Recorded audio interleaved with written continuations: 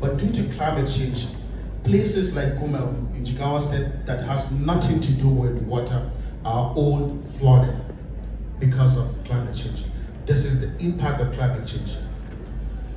When Noah was told there would be flood, he began to build an ark in order to salvage his people. Something came into my head. I need to make a change. I need to do something so that what happens to me will not happen to thousands of youths out there. Because I can't fold my arms, I can't blame the government. I had to do something.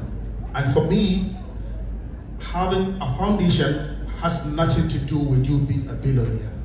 You can help, you can give back to the society from what you have in your head, from the little you have. I happen to be a student of geography. I studied natural resource management and climate change in the university. Then I started consultation. I went to a professor of geography, and during our encounter, we spoke about low carbon emission. Then on leaving to the stage, we went straight to his office. To my this is a professor. Come to think of those in my country that never attend school. Those common men that doesn't know anything that has to do with environment. What will happen to them? That is when something came to me that I need to catch them young. I started my journey going to primary schools to nurture pupils like my brothers here on how to love the environment, to love nature, and to be conscious of the environment at a very early age. That's how I started. When I go to the school, I distributed exercise books to those students as an incentive.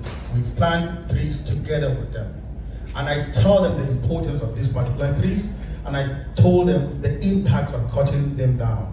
What happens to me, I don't want it to happen to anyone, not in the future.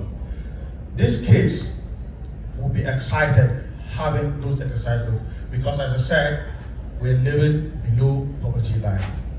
Going to school is very difficult to them. We plant the trees together with them, and I promise them I'll be back after 6 months. If your tree is still standing, you go home with a school bag. That's a promise to them, and I keep to my promise. After the 6 months, I'll go back to the school. Any tree that was standing, the student, I'll give him a school bag. And I was told by the head teachers, some pupils, their particular tree would die. But because I said I'm coming back, they'll have to go and buy another one and plant it. Just to get the school bag. And other parents that used to send their kids out on the streets to sell little things so that they have something to eat. Then they realized if I send my child to a particular school, they will give him exercise books, and before the term ends, he will have a school bag. Then parents keep selling their kids to school. For me, that is a win-win because we are left behind. In my country, the northern part of Nigeria, we don't go to school that much. Few go to school, selling little things that will earn them less than 1 manat. So for me, it's a win-win. Giving them those bags, the school enrollment began to grow up.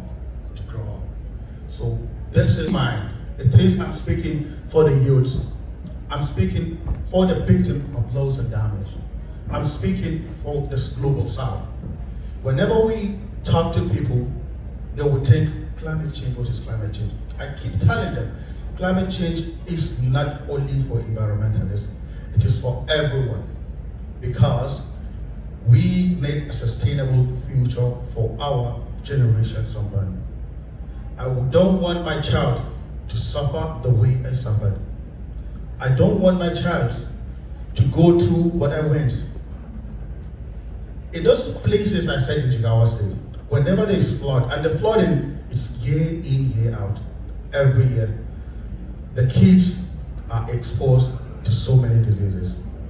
The women, the girls, are vulnerable to social biases because we the men will be out there in the cities looking for for a greener pasture, something to bring. So when flooding will come, it will be what? The old age, the kids, and the women.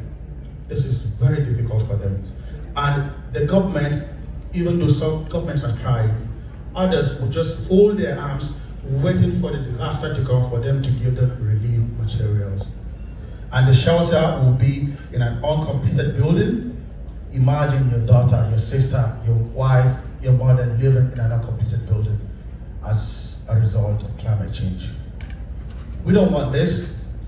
That is why I advocate for climate justice. That is why I no longer call myself a farmer, but a climate activist. I advocate for climate justice, and I advocate for climate action. I do go to schools, and this is what I do. I think I have a little clip. I don't know if it's ready. A clip to show you what we do with those kids in the school. If you don't have them, fine. This is where I will stop. If there's anything, I don't know if I'm allowed to get questions and respond to them, then the floor is open. I can answer the questions. Thank you.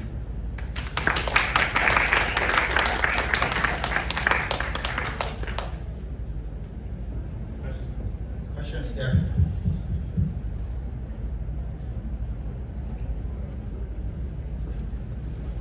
Thank you so much for your talk. Very inspiring, and it's nice to hear your story, how you started taking action, taking things into your own hands. So I've kind of like worked with some urban planners or shadowed them. I don't work directly in urban planning myself.